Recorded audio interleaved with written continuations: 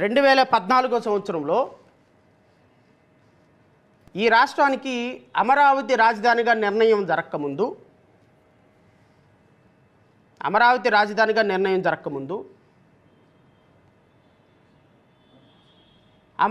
రాజధాని నిర్మాణం అమరావతి రాజధానిగా అనౌన్స్ చేసిన తర్వాత ఆంధ్రప్రదేశ్ రాష్ట్రాన్ని కలుపుతూ ఆంధ్రప్రదేశ్ అమరావతిని కలుపుతూ ఇన్నర్ రింగ్ రోడ్ అనేటువంటి ఒక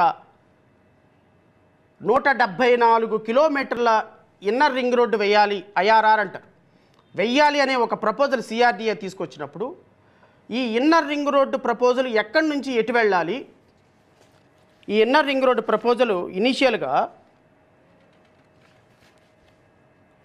రాష్ట్ర ప్రజలకి ఇది ఖచ్చితంగా తెలిసి తీరాలి. Initially, the area covering 122 square kilometers was notified in the capital area 30/12/2014. ఇనీషియల్గా ఆంధ్రప్రదేశ్ అమరావతిలో 122 కిలోమీటర్లతోటి క్యాపిటల్ ఏరియా ఒకటి, అంటే ఆంధ్రప్రదేశ్ రాజధాని ఎక్కడ ఉండాలి, ఇన్నర్ రింగ్ రోడ్ ఎలా ఉండాలి, 122 కిలోమీటర్లతోటి ఇనీషియల్గా 30/12/2014 సిఆర్డీ ఒక నిర్ణయం తీసుకుంది.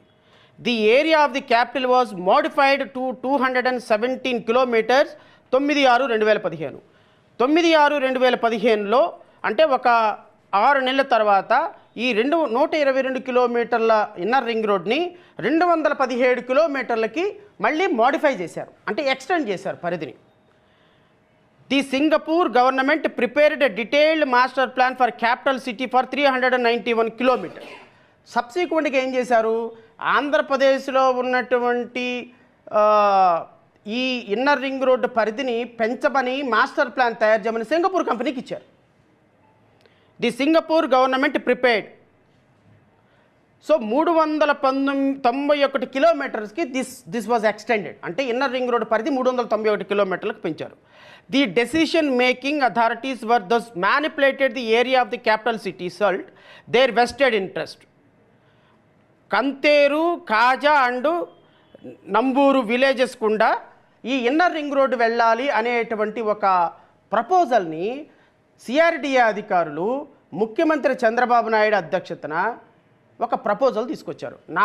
ముఖ్యమంత్రి చంద్రబాబు నాయుడు అండ్ మున్సిపల్ శాఖ మంత్రి నారాయణ, వీళ్ళకి ఈ ప్లాన్ ముందే తెలిసి ఎక్కడ కంతేరు, కాజా అండ్ నంబూరు విలేజెస్లో ఇక్కడ inner ring road area extend అవుతుంది, 91 కిలోమీటర్స్ వరకు ఎక్స్టెండ్ అవుతుంది అని ఇంటెన్షనల్గా డెలిబరేట్గా 50,000కి, ₹1,00,000కి, ₹2,00,000కి కొన్ని వందల ఎకరాలు హెరిటేజ్ సంస్థ ఆ రోజు కొన్నది. This is inner ring road case, ఇంకంతే, సింపుల్ కేస్. హెరిటేజ్ సంస్థ ఒక్కతే మాత్రమే కాదు, లింగమనేనితో సహా, లింగమనేని అనుబంధ సంస్థలతో సహా, హెరిటేజ్ ఫుడ్స్, లింగమనేని, ఇంకా ఒక సబ్సిడరీ కంపెనీలు ఉన్నాయి. నేను ఈ రెండింటి కోసమే నేను కన్ఫైన్ అవుతాను, మిగతా విషయాల్లో జోలికి వెళ్ళను. అంటే ఇన్నర్ రింగ్ రోడ్ వచ్చేటప్పుడు అక్కడ సహజంగా ఎలాగ ఉంటుందంటే, ఫర్ ఎగ్జాంపుల్ నాది 1 ఎకరం ఇన్నర్ రింగ్ రోడ్లో ఉందండి. ఇన్నర్ రింగ్ రోడ్ అంటే నాది ఒక ఎకరం ఫర్ ఎగ్జాంపుల్ కాజా దగ్గర ఉంది. ఈ కాజా దగ్గర ఉన్న ఎకరం ఇన్నర్ రింగ్ రోడ్ వస్తుంది అనుకోండి. ఒకవేళ ఈ డిజైను నా చేలో గుండా వెళ్తే నా చేను ఎక్వైర్ చేసుకుంటారు గవర్నమెంట్. ఎక్వైర్ చేసుకొని అది 10 లక్షల రూపాయలు అయితే ఒక 20 లక్షల రూపాయలు ఇస్తారు. మార్కెట్ వాల్యూ ప్రకారం డబల్ రేట్ ఇస్తారు ల్యాండ్ ఎక్విజిషన్ యాక్ట్ ప్రకారం.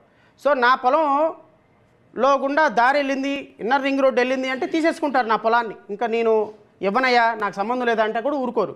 ల్యాండ్ ఎక్విజిషన్ ద్వారా ఇన్నర్ రింగ్ రోడ్లో నీ పొలం వచ్చేసింది, అటుకుండా అలైన్మెంట్ అయింది కాబట్టి ఇదిగో నీ ఎకరం డబ్బులు మీరు తీసేసుకుని ఇదిగో ఈ డబ్బులు తీసుకుని వెళ్ళిపోవని చెప్పి వెళ్ళిపోవాలి. నువ్వు కోర్టుకు వెళ్ళడానికి కూడా లేదు, అది చట్టం చెప్తుంది.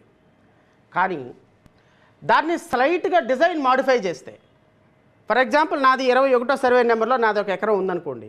21వ సర్వే నెంబర్ గుండా ఇన్నర్ రింగ్ రోడ్డు వెళ్లకుండా 23వ సర్వే నెంబర్ గుండా ఇన్నర్ రింగ్ రోడ్ని డిజైన్ చేస్తారు. అప్పుడు 23వ సర్వే నెంబర్లో వాడిది పోతుంది, 21వ సర్వే నెంబర్ వాడికి 50,000 రూపాయలు ఉన్న ఎకరం 50 కోట్లు అవుతుంది. సింపుల్గా ఇన్నర్ రింగ్ రోడ్ కేసు ఇదే, వేరే ఏం లేదు. ఇన్నర్ రింగ్ రోడ్ వేసేటప్పుడు నా పొలం పోయిందనుకో, నాకు 50,000 వస్తాయి. 50,000 పొలం 5 లక్షలు వస్తుంది. నా పొలం పోకుండా నా పొలం పక్కకుండా ఇన్నర్ రింగ్ రోడ్ వెళ్ళిందనుకో, నా పొలానికి 5 లక్షల నుంచి 50 కోట్ల రేటు పెరుగుతుంది. ఇదే ఎక్కడ ప్లాన్ చేశారు.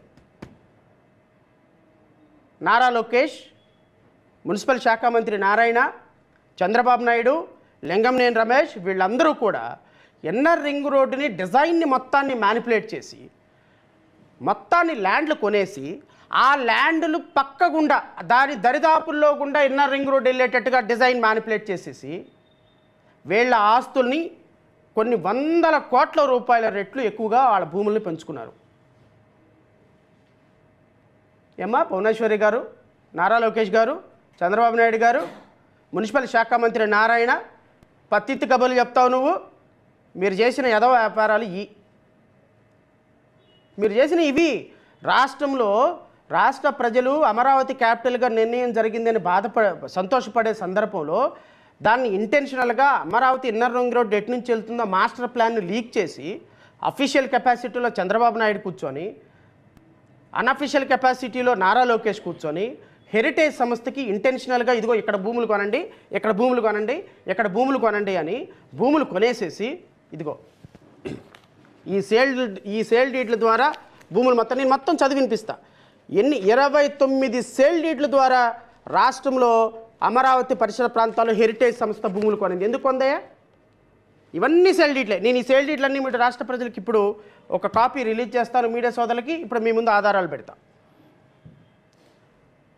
ఏ అధికారంతో ఏ ఆలోచనతో హెరిటేజ్ ఫుడ్స్ 2014లో ఆంధ్రప్రదేశ్లో కాజా పరిసర ప్రాంతాల్లో ఇన్ని వందల ఎకరాల భూములు కొందాయి.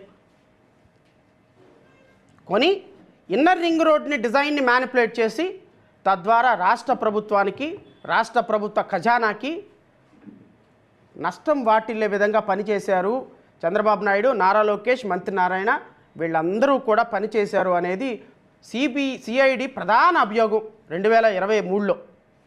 దీని మీద మాజీ ఎమ్మెల్యే ఆళ్ల రామకృష్ణారెడ్డి గారు 40 పేజీల సుదీర్ఘమైన, మాజీ ఎమ్మెల్యే అంటే మంగళగిరి ఎమ్మెల్యే 40 పేజీల సుదీర్ఘమైనటువంటి రిపోర్ట్ ఇచ్చారు ఏపీ సిఐడి వాళ్ళకి. ఈ ఏపీ సిఐడి ఆళ్ల రామకృష్ణారెడ్డి ఇచ్చినటువంటి కేసుని ఎగ్జామిన్ చేసి 40 పేజీల రిపోర్ట్ అండి, చిన్న రిపోర్టు, చితక రిపోర్టు కాదు, ఎగ్జామిన్ చేసి ఎఫ్ఐఆర్ నెంబర్ 16/2022 డేటెడ్ 9/5/2022 సెక్షన్స్ వచ్చి 120 of IPC, 34 of IPC, 35, 36, 37, 166, 167 of Indian Penal Code and 217 of Indian Penal Code, Section 13 subclass 2, read with Section 13(1)(a) of Prevention of Corruption Act 1988. ఇంతమంది మీద 14 మంది మీద లింగంనేని రమేష్, నారాయణ, చంద్రబాబు నాయుడు, నారా లోకేష్ వీళ్ళ heritage ఫుడ్స్లో ఉన్నటువంటి వ్యక్తులందరి మీద ఎఫ్ఐఆర్ కట్టి ఇన్నర్ రింగ్ రోడ్ స్కామ్లో ఇన్ని వందల కోట్ల రూపాయల స్కామ్ జరిగిందని ఎఫ్ఐఆర్ కడితే దీని మీద చంద్రబాబు నాయుడు గారు హైకోర్టుకి వెళ్ళారు. హైకోర్టుకి దేనికి వెళ్ళారు? యాంటిసిపేటరీ బెయిల్కి వెళ్ళారు. యాంటిసిపేటరీ బెయిల్కి వెళ్ళినప్పుడు హైకోర్టులో సిఐడి డిపార్ట్మెంటు 490 పేజీల కౌంటర్ వేసిందండి. 490 పేజీల కౌంటర్.